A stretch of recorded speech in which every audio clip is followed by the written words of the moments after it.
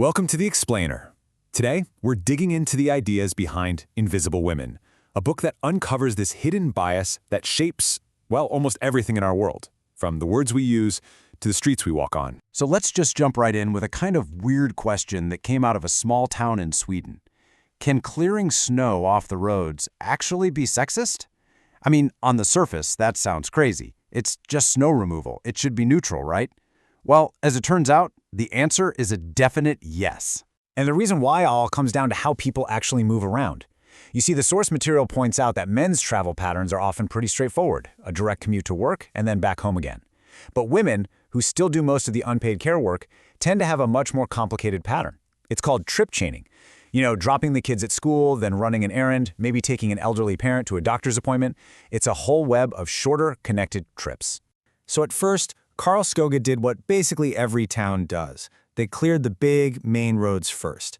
This whole policy was built around that so-called standard commute, and what that really meant was that it benefited drivers going in and out of the city, who, if you look at the data, are much more likely to be men. The sidewalks and the smaller local paths, they were cleared last. And this is where you start to see the real impact of that decision.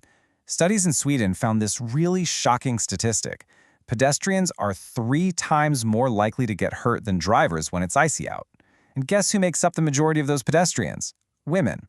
So that old snow clearing policy was, without even meaning to, putting women at a way higher risk of slipping, falling, and getting seriously injured. So what happened when they flipped the policy on its head? Karlskoga started clearing the pedestrian walkways and the bus routes first. And get this, it wasn't just more fair, it was actually cheaper. The cost of all the hospital visits and lost work from people falling was more than double the entire cost of winter road maintenance. So by designing for women, they ended up with a system that was safer, more efficient, and saved money for everybody. But look, this isn't really just about snow. That story from Karlskoga is a perfect example of a much bigger, almost invisible pattern. Our world is very often built around an unseen, unspoken standard. This reveals a concept that the source calls the default male. And what that is this deep, often totally unconscious assumption that the male experience, the male body, is the standard, the universal default for what a human is. And women, well, women are treated as a deviation from that norm, like a niche group or an afterthought. And this happens because of something called the gender data gap. For centuries, most of the information we've collected as a species, in medicine, in history, urban planning, you name it, has mostly been about men. This has created this enormous black hole in our knowledge about women, and it leads to a world that is, by default, designed for men. This quote from anthropologist Sally Slocum just nails the problem. When early scientists came up with the whole man-the-hunter theory of evolution, they were laser-focused on what the men were doing. Slocum had to step in and ask the glaringly obvious question that everyone had missed. What was half of humanity doing this whole time? That one question just exposes this data gap, right at the root of how we even understand our own history. This bias is so pervasive, so deep, that it's literally woven into the fabric of our language, and it shapes how we think without us even noticing it. There's a classic myth that captures this perfectly. In it, the hero basically argues, hey, when you say man, it's a generic term, it includes women, everybody knows that. But the Sphinx tells him, nope, you're wrong.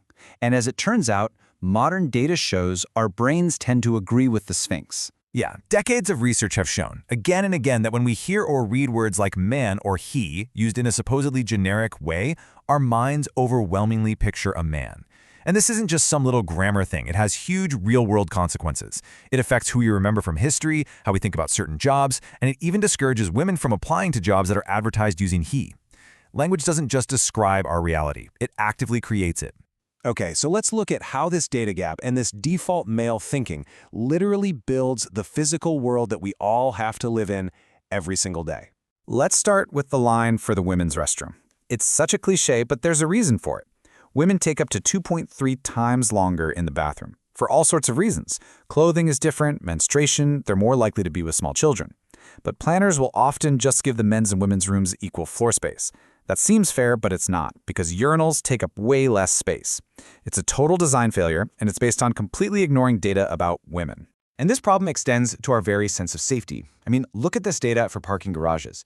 Women are literally twice as likely as men to feel scared in them. Poor lighting, all those isolated corners, confusing layouts, those aren't just there by accident. They are design choices, and they are choices that have a disproportionate impact on how safe women feel, which in turn restricts their freedom. But here's the good news. This stuff can be fixed. You just have to collect the right data. So in Vienna, for instance, city planners noticed something weird. As soon as girls hit their teenage years, they vanished from the parks. But instead of just blaming the girls, they actually looked at the park's design, and they found that these big, open spaces were pretty much being taken over by boys' sports. So they made some simple changes. They broke up the space into smaller zones, added more paths. And the result? The girls came back. It just goes to show you that inclusive design isn't just possible, it works. So when you boil it all down, failing to account for half the population isn't just an issue of fairness. It creates a world that is less safe, less efficient, and that just plain doesn't work as well as it should for anyone. Whether it's a snow clearing plan that ends up costing the city more money, or public parks that accidentally exclude teenage girls, designing our world around male-centric data just leads to systems that fail. It has a real impact on women's health, on their ability to participate in the economy, and on their basic safety and freedom. And that really leaves us with a final thought to chew on. The default male isn't just an idea, it's a pattern. It's the lens through which so much of our world has been built. Now that you know what to look for, the real question is, where else do you see it?